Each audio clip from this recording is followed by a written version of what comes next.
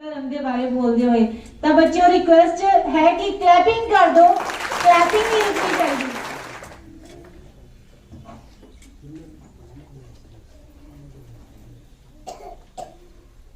इस संस्था के संचालक गुरविंदर सिंह जी, उन्होंने सारे सहयोगी साहबान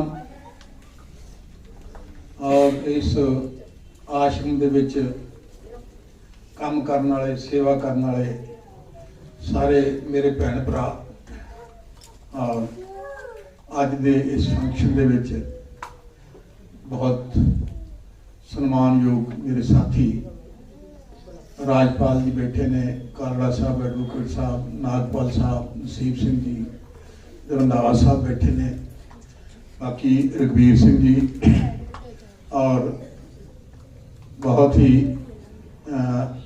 मैं समझदा है कि सूझवान रुचि वाले मेरे बच्चे जिहड़े इस फंक्शन दे विच आए ने। सब तो पहला ते अज असी एक बहुत महान शख्सियत दुनिया की गुरु नानक देव जी का जिहड़ा एक गुरपुरब के मसले च इत्थे एकत्रित होए हैं, ਉਹਦੀ मैं सारिਆਂ ਨੂੰ बहुत बहुत ਵਧਾਈ दिना, शुभकामनावां दिना। जिस तरह साडी बेटी ने कहा कि मैं धर्म के बारे दसा, मैनू जो गुरिंदर जी ने भी फोन किया तो उन्होंने कहा भी तुसी मुख वक्ता के तौर पर आओ, तो मैं उन्होंने निवेदन किया भी तुसी मैनू मुख वक्ता ना रखो, क्योंकि जिवें कालड़ा साहब ने कहा ना भी एक बेंट ऑफ माइंड बनया हुंदा बंदे दा, उहदी सोच का एक रस्ता बनया हुंदा है और वो सोच के रस्ते तो अलग जाके जिहड़ा है ना जाना बड़ा मुश्किल होंदा है। और वो जिहड़ा सोच का रस्ता है वो पब्लिक दे विच जिहड़ा है ना वो जो असीं डिस्पले करते हैं तो फिर ਉਹਦੀ ਰਿਜੈਂਟਮੈਂਟ बड़े लोगों ਨੂੰ ਹੁੰਦੀ है, क्योंकि जरूरी नहीं कि मेरे दिमाग के नाल जिहड़े लोग सज्जण इत्थे बैठे ने उन्हां दा मेरे दिमाग के अनुसार उन्हां दा दिमाग मिलदा जुलदा होवे। वो जो मेरी सोच के मुताबिक मैं बोलना है, दूजिया ने जो उन्होंने सोच के कंट्राडिक्शन जो आनी है तो फिर बिटरनेस आती है।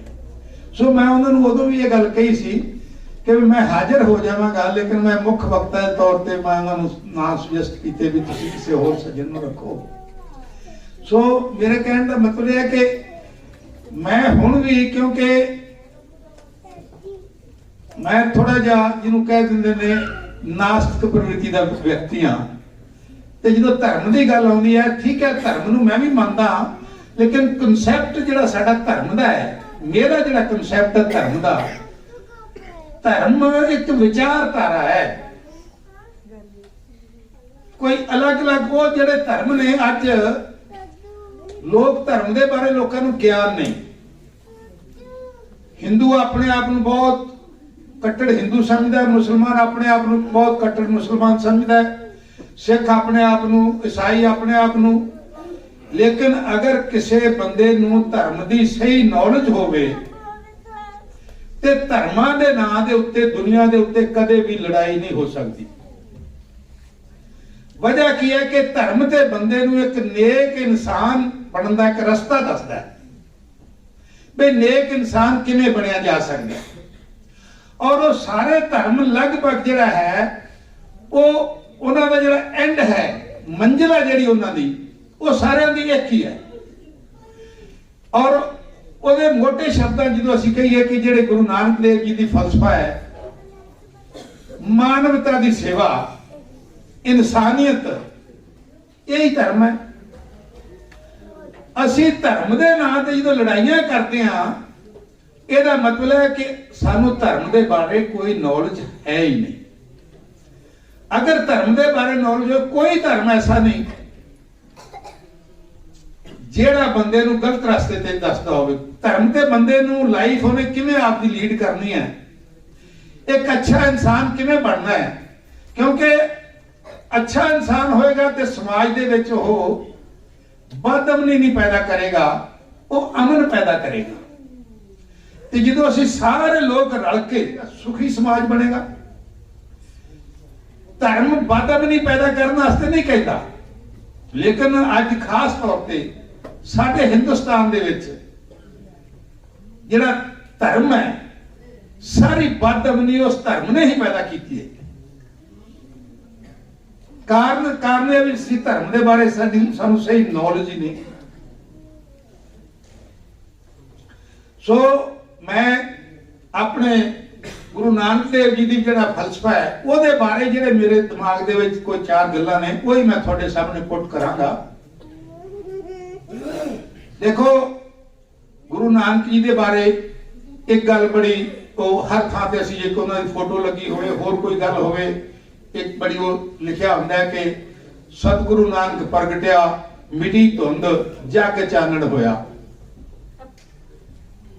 ये नहीं भी कोई चानन का मतलब है भी कोई सूरज नवा चढ़ गया या लाइटा हो गई या रोशनी हो गई।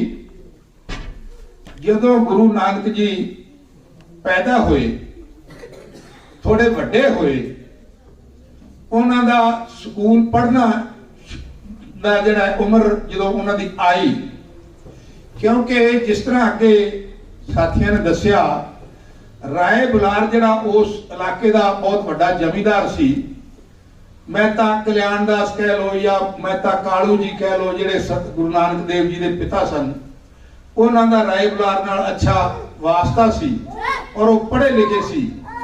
उन्हां नूं राय बुलार ने दिता सी रेवन्यू दा बंदोबस्त करने वास्ते, और इस एवज दे विच 20 पिंडां दे लगभग जिहड़ी सी ना जमीन, ओदा रेवन्यू उन्होंने मेहता कालू जी के जुम्मे से भी तू ये तेरी जायदाद है समझ ला। जिस तरह के कारणा साहब उन्होंने एकड़ों में स्पैसीफिक दस्या भी इन्ने एकड़ या इन्ने मुरब्बे दिते सी, और लगभग 20 पिंड सीगे। उन्होंने बारे उन्हें राय बुलार ने कहा सी भी ਇਹਦਾ ਜਿਹੜਾ भी रेवन्यू है वो मेहता कालू दास ਦਾ होएगा। ਉਹਦਾ मतलब ਇਹ ਸੀਗਾ भी मेहता कालू दास साधन संपन्न व्यक्ति सीगा। ਜਦੋਂ गुरु नानक देव की एज आई पढ़न की, ते ਉਹਦੇ ਤੇ 3 अध्यापक रखे गए। एक अध्यापक ਉਹਨੂੰ संस्कृत पढ़ाਉਂਦਾ ਸੀ, एक हिंदी पढ़ाਉਂਦਾ ਸੀ ਤੇ एक फारसी पढ़ाਉਂਦਾ ਸੀ। ਇਹਦਾ मतलब है कि गुरु नानक देव जी ਨੂੰ अच्छी शिक्षा ਲੈਣ ਦਾ मौका हासिल होया। और ਉਹਦਾ रिजल्ट की होया? ਉਹਦਾ रिजल्ट ਇਹ होया ਵੀ ਜਦੋਂ ਉਹਨੇ शिक्षा ਲਈ ਤੇ ਉਹਦਾ माइंड डिवेलप होया दुनियादारी दे बारे। ਉਹਨੂੰ एक किस्म का कह लो भी ज्ञान, नॉलेज, जानकारी, ये कुछ भी कह लो कि दोनों कुछ पढ़िया ते जिहड़ा मौजूदा सिस्टम सी ना, मौजूदा जिहड़ा फलसफा साडा धर्म दा उस टाइम चल रहा समाज दे विच, वो गुरु नानक देव जी दे दिमाग 'च बैठा नहीं। क्यों नहीं बैठा? उस तो पहला जिहड़ा फलसफा चल रहा सी, गुरु नानक देव जी हिंदू जिहड़ा है परिवार नाल संबंध रखते सी। हिंदू फलसफा यह सी कि जिहड़ा बिलीवेबल है ही नहीं, जिहदे ते अगर बंदा दिमाग ना सोचे तो उत्ते यकीन कीता ही नहीं जा सकता।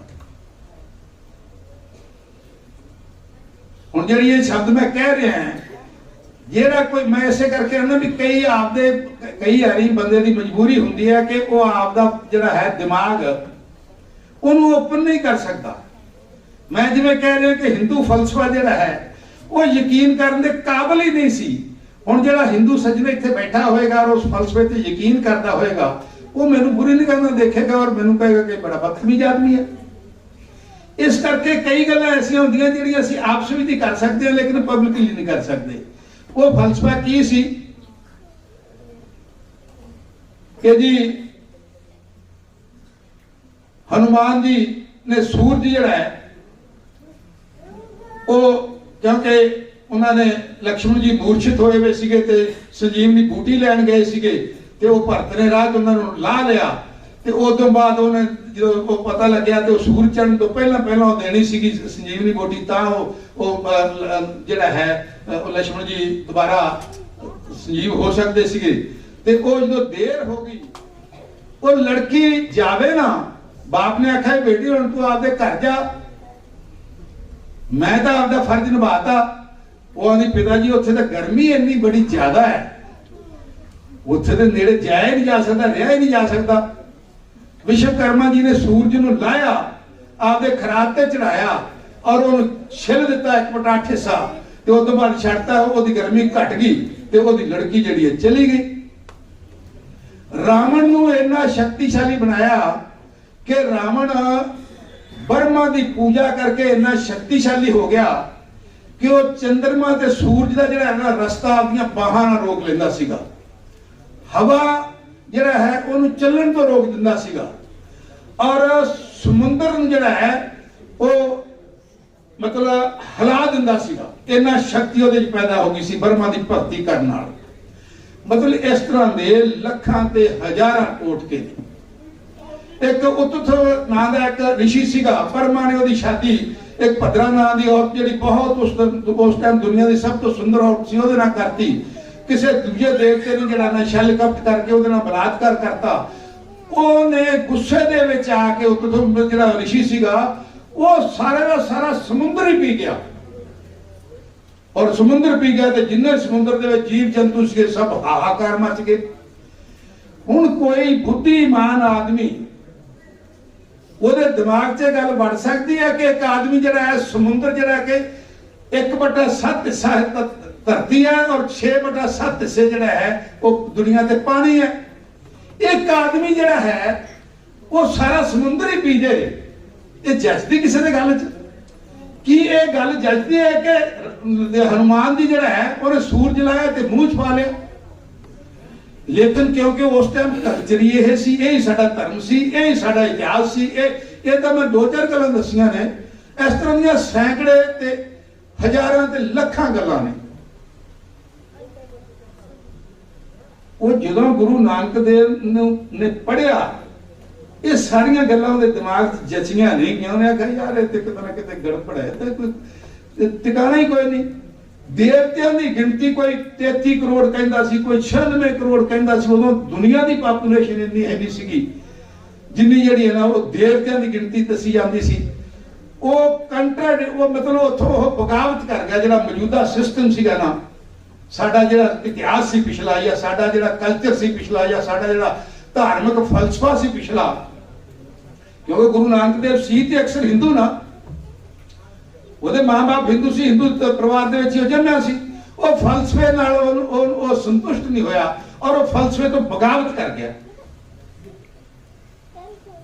ਔਰ ਉਹ ਬਗਾਵਤ ਦਾ ਨਤੀਜਾ ਸੀਗਾ ਕਿ ਜਿੱਥੇ 33 ਕਰੋੜ ਦੇਵਤਿਆਂ ਦੀ ਗੱਲ ਸੀ, ਉੱਥੇ ਗੁਰੂ ਨਾਨਕ ਜੀ ਨੇ ਆਖਿਆ ਵੀ ਨਹੀਂ, ਇੱਕ ਹੀ ਜਿਹੜਾ ਹੈ ਨਾ ਪਰਮਾਤਮਾ ਇੱਕ ਹੀ ਹੈ।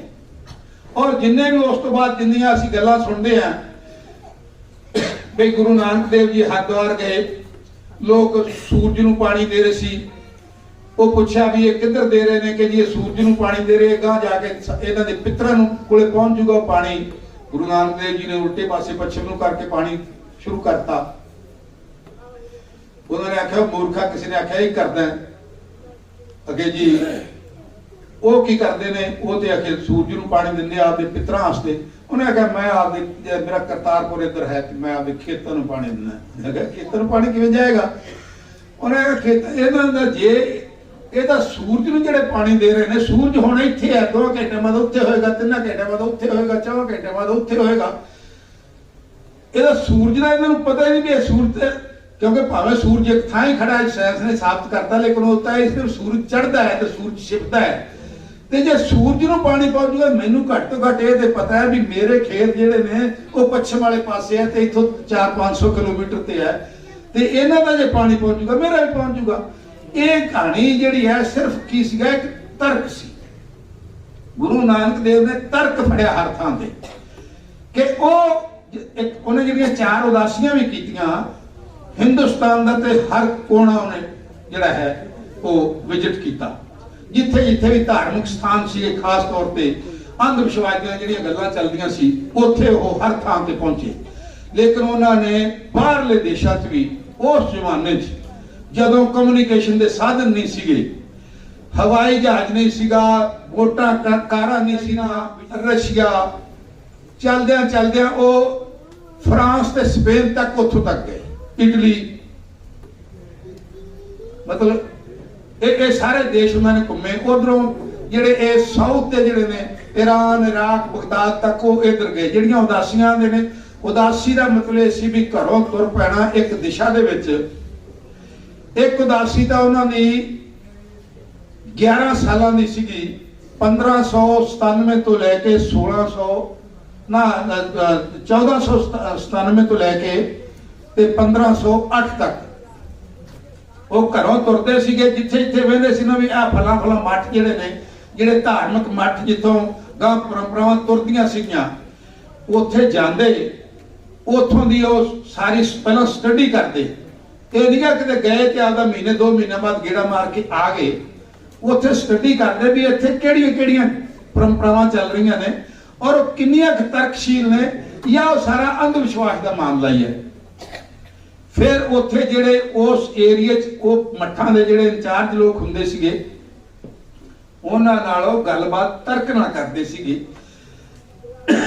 भी ये जिहड़ियां गल्लां तुसीं लोकां नूं प्रचारित कर रहे हो, ये किन्नियां तर्कशील ने और किन्नियां के अंधविश्वास पैदा करदियां ने। उत्थों दी लैंग्वेज भी सिੱਖਦੇ ਸੀਗੇ, लैंग्वेज सीख के उथों के रीति रिवाज सीख के फिर उथों के जिहड़े वो धार्मिक आगू हुंदे सीगे उन्हां नाल ओह जिहड़ा है विचार विमर्श करके ते ओह विचार विमर्श दे विच हमेशा, क्योंकि अंधविश्वास वाले आदमी ने हारना ही हुंदा है, जिहड़ा तर्कशील आदमी उन्हें जितना ही हुंदा है। उत्थे जिथे भी चाहे वो जाके मक्के मदीने होई गल, चाहे वो जाके मानसरोवर ते होई, चाहे किते भी होई, तुहानूं दस्सिया भी हिंदुस्तान का तो उन्होंने हर कोना जिहड़ा है जिहड़ा है उधरों करनाटक तक भी हो गए, इधरों गुजरात के एंड तक भी गए, 4 चफेरे हिंदुस्तान तक घूमे घूमे। 3 उदासियां वालियां, 2 उदासियां हिंदुस्तान दियां ने, उदासियां मीन च यात्रावां कह लो, या घरों चले जाना और कई साल तक मुड़ के घरे ना आना। वो सिर्फ जिहड़ा अंधविश्वास सी उन्हां नूं तोड़न ते लगे रहे, और क्योंकि वो उन्हां दी अप्रोच साइंटिफिक सी, साइंटिफिक अप्रोच की वजह करके हर थां ते उन्होंने जित प्राप्त हुई। जे मक्के गए उत्थे तो मौलवी ने जो रात में सौण लगे तो मौलवी ने आख्या कि जी तुसीं इधर ना, इधर ते साडा मक्का है ते इधर पैर करके ना सौ। हुण साडा इतिहास ये दसदा है भी उन्होंने मौलवी नूं आख्या भी तू मेरे पैर उधर कर दे जिधर मक्का नहीं गा। वो मौलवी ने दूजे पासे पैर कीते ते मक्का घूम के उधर आ गया। मैं इस गल च यकीन नहीं करता, मक्का नहीं घूम के आया। ये असीं जिहड़े लोग ਉਹਦੇ ਵਿੱਚ ਚਮਤਕਾਰ ਦੇ ਵਿੱਚ ਵਿਸ਼ਵਾਸ ਰੱਖਦੇ ਨੇ, ਉਹ ਐਗਜ਼ੈਜਰੇਟ ਕਰਦੇ ਨੇ, ਗੱਲ ਨੂੰ ਵਧਾ ਕੇ ਪੇਸ਼ ਕਰਦੇ ਨੇ। ਮੈਂ ਜਿਹੜੀ 10% ਲੇਪ ਮੈਂ ਲਾਇਆ, ਉਹਦੇ ਉੱਤੇ ਦੂਜਾ ਲੇਪ ਉਹਨੇ ਹੋਰ ਇੱਕ ਲੇਪ ਲਾਤਾ, ਤੀਜੇ ਨੇ ਹੋਰ ਇੱਕ ਲੇਪ ਲਾਤਾ, ਉਹਦੀ ਸ਼ਕਲ ਜਿਹੜੀ ਹੈ ਬਦਲ ਜਾਂਦੀ ਹੈ। ਉਹਨੇ ਤਰਕ ਕੀਤਾ ਉੱਥੇ ਕਾਜੀ ਨਾਲ, ਉਹਨੇ ਆਖਿਆ ਤੂੰ ਇੱਕ ਗੱਲ ਦੱਸ, ਇੱਕ ਪਾਸੇ ਤੂੰ ਇਹ ਗੱਲ ਹੈ ਨਾ ਕਿ ਸਾਡਾ ਜਿਹੜਾ खुदा है वो कण कण दे विच है, हर थां जिहड़ा है वो विराजदा है। फिर तू ऐ कर मैनू वो दिशा दस भी जिधर तेरा जिहड़ा ना ओ अल्लाह जिहड़ा है वो नहीं गा, मैं उधर पैर कर लेना। भी तू आना मक्के वाले पासे ना कर, जिधर तेरा खुदा जिहड़े पासे नहीं रहिंदा तेरा खुदा, मैनू वो दिशा दस, मैं पैर उधर कर लेना। मैं तेरे नाल लड़ना थोड़ी है कोई। लिखोणो जे ते ओ काजी ये गल कहंदा कि इस पासे जिहड़ा नहीं साडा खुदा है नहीं, तां उन्हां दा आपदा ही कंसैप्ट जिहड़ा है कि कण कण दे विच खुदा है ते खुदा हर थां ते हाਜ਼ਰ है, वो कंसैप्ट फेल हुंदा है। वो काजी दे कोल इस गल दा कोई जवाब ही है नहीं सी। जदों वो पहलां इस गल नूं मंनदे ने कि मेरा अल्लाह या मेरा खुदा जिहड़ा है वो कण कण दे विच है ते हर थां ते विराजमान करदा है, ते वो किवें गुरु नानक नूं ये गल कह दिंदा कि भी इधर तू पैर कर ले, इधर मेरा अल्लाह है नहींगा। अखीर उन्हें सरेंडर करना पिया कि अल्लाह ते हर पासे है, जे तू इधर पैर करेगा अल्लाह इधर भी है। अखीर उन्हें यह गल मननी पई ये नहीं कि मक्का फिर के उधर आ गया, मक्का फिर के उधर आ गया तो फिर तो वही जरा जे मक्का फिर के इधर आ सकता है तो फिर हनुमान जी सूरज भी मुझ पा सकता है। उन्हें आख्या ना मैं हिंदू हाँ ना मैं मुसलमान हाँ, मैं तो रब का बंदा हाँ ते मैं तो एक इंसान हाँ। मतलब कहना कि जिथे बहुत बहुत देवतियां की गल सी, 33 करोड़ देवतियां की गल सी, उथे गुरु नानक देव जी ने लिया के समाज नूं इत्थे खड़ा किया कि एक परमात्मा है और मानवता जिहड़ी है वो सब तो बड़ा धर्म है और मानवता की सेवा करना जिहड़ा है ना वो सब तो बड़ा धर्म का काम है। उन्हें आख्या बंदा जिहड़ा है वो जन्म तो कोई उच्चा नहीं हुंदा, बंदा काम नाल उच्चा हुंदा है, जन्म नाल उच्चा नहीं हुंदा, आपदे कम्मां नाल उच्चा हुंदा है। जिहदे काम चंगे ने वो उच्चा है, जिहदे काम माड़े ने वो नीवां है। जात पात ऊंच नीच इन्हां सारियां गल्लां दा उन्होंने एक खंडन करके एक नवा समाज सिरजण दी उन्होंने एक कोशिश की, लेकिन बदकिस्मती कित्थे रही। जिहड़ी लंगर प्रथा असीं कहने हैं कि दूजे गुरु ने गुरु अंगद देव जी ने चलाई, सही मैने च उन्होंने उन्होंने सिस्टमैटिकली रूप दिता लंगर प्रथा नूं।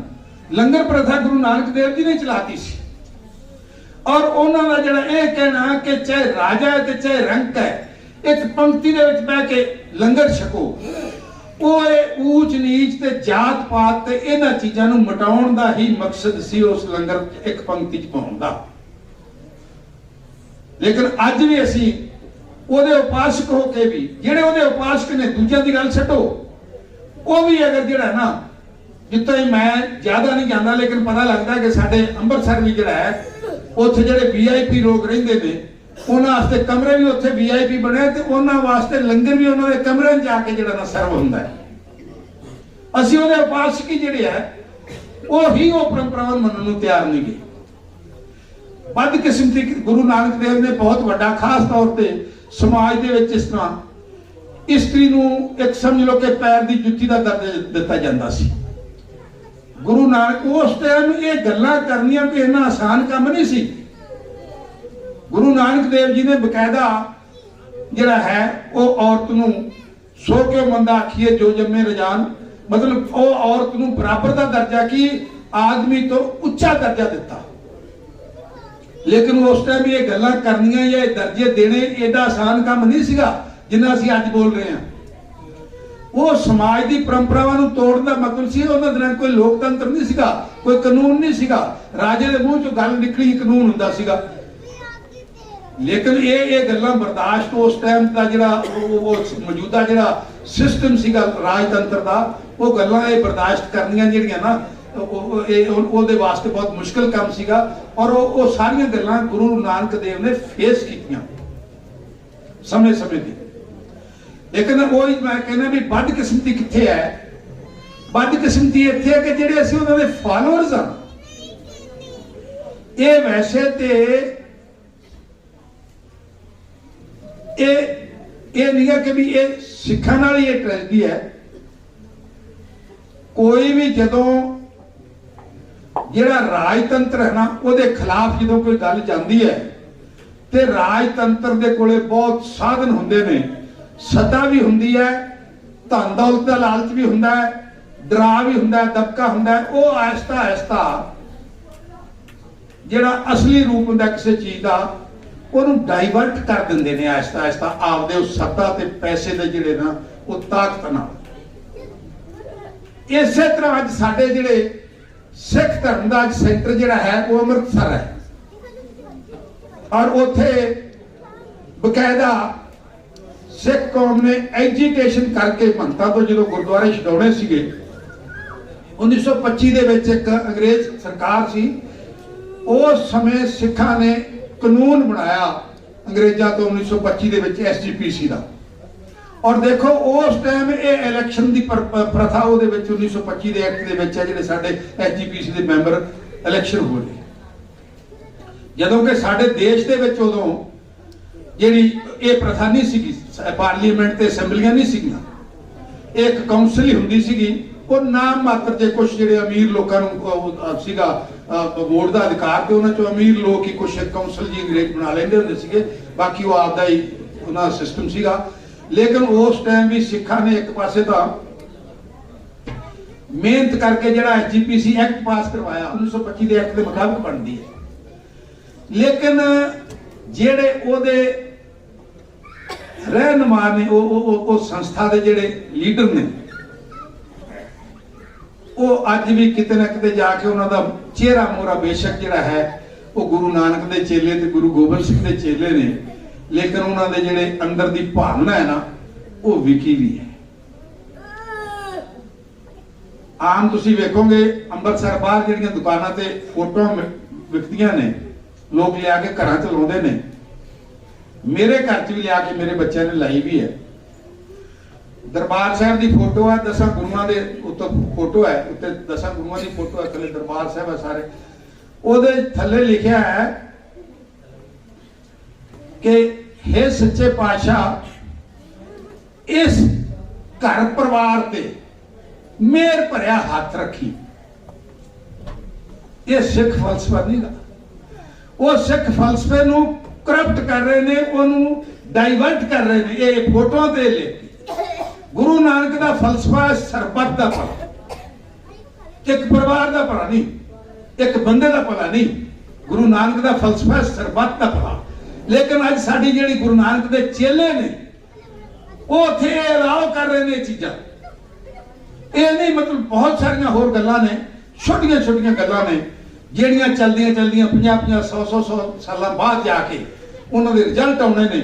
ਔਰ ਉਹ ਹੋਣਾ ਹੈ ਕਿ ਜਿਹੜਾ ਸਿੱਖੀ ਦਾ ਜਿਹੜਾ ਮੂਲ ਮੰਤਰ ਹੈ ਉਸ ਤੋਂ ਸਿੱਖੀ ਨੇ ਭਟਕ ਜਾਣਾ। ਅੱਜ ਜ਼ਰੂਰਤ ਹੈ ਕਿ ਸਾਨੂੰ ਸਾਡੇ ਜਿਹੜਾ ਸਿੱਖੀ ਦਾ ਜਿਹੜਾ ਬੇਸਿਕ ਫਲਸਫਾ ਹੈ ਉਹਨੂੰ ਬਹੁਤ ਅੱਛੀ ਤਰ੍ਹਾਂ ਸਮਝ ਕੇ ਲਾਗੂ ਕਰਨ ਦਾ। ਮਤਲਬ ਐਡਾ ਜਿਹੜਾ ਗੁਰੂ ਨਾਨਕ ਦੇਵ ਨੇ ਫਲਸਫਾ ਦਿੱਤਾ ਤੇ ਗੁਰੂ ਗੋਬਿੰਦ ਸਿੰਘ ਤੱਕ ਚੱਲਦੇ ਚੱਲਦੇ ਉਹ ਸਾਰਾ ਇੱਕ ਅਲੱਗ ਕੌਮ ਬਣ ਗਈ। ਉਹਦਾ ਪ੍ਰਚਾਰ ਹੀ ਸਾਡੀ ਜਿਹੜੀ SGPC ਨਹੀਂ ਕਰ ਪਾਈ। ਮਤਲਬ ਜਦੋਂ ਬਾਹਰਲੇ ਲੋਕਾਂ ਚ, ਹੁਣ ਜਦੋਂ ਸਾਡੇ ਦੇਸ਼ ਦੇ ਲੋਕ ਬਾਹਰ ਗਏ ਨੇ ਉੱਥੇ ਤੁਸੀਂ ਦੇਖਦੇ ਹੋ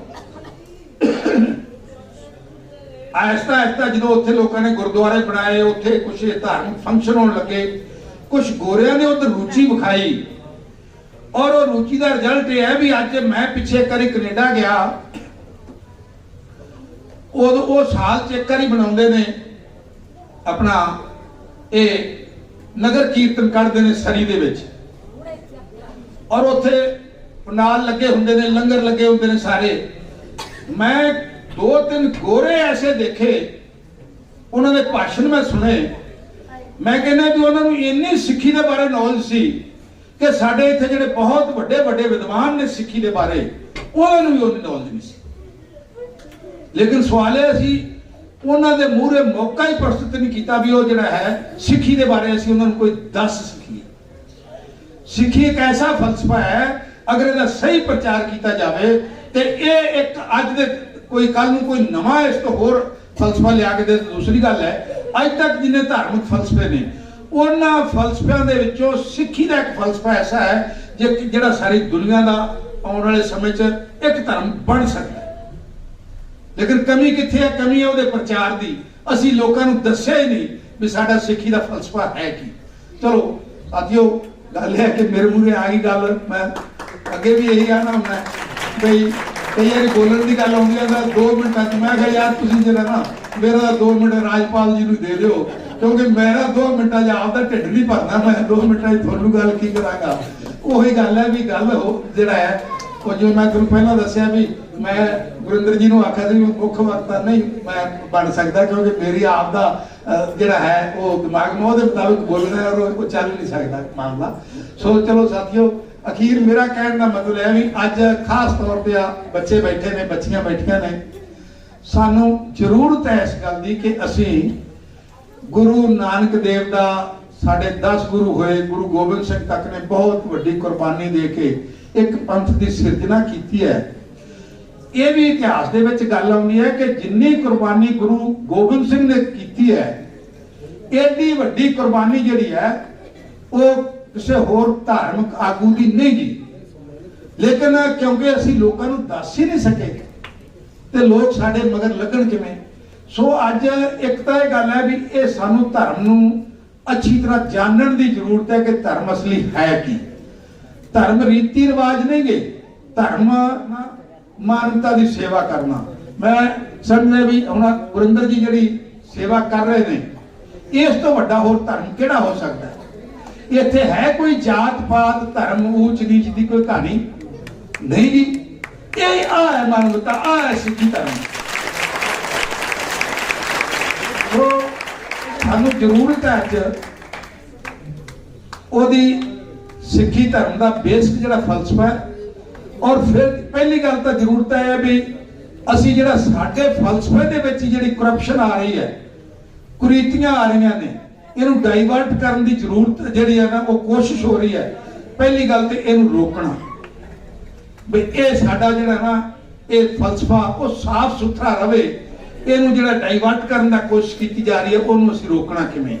पहला तो असीं उहनूं रोकीए और दूसरा साडा बनदा कि इस फलसफे नूं असीं साडी कौम तो बाहर और साडे देश तो बाहर इस फलसफे नूं असीं पहुंचाईए ताकि जिहड़ा है वो लोकां नूं पता लगे कि किसी महान शख्सियत ने यह फलसफा भी दिता है।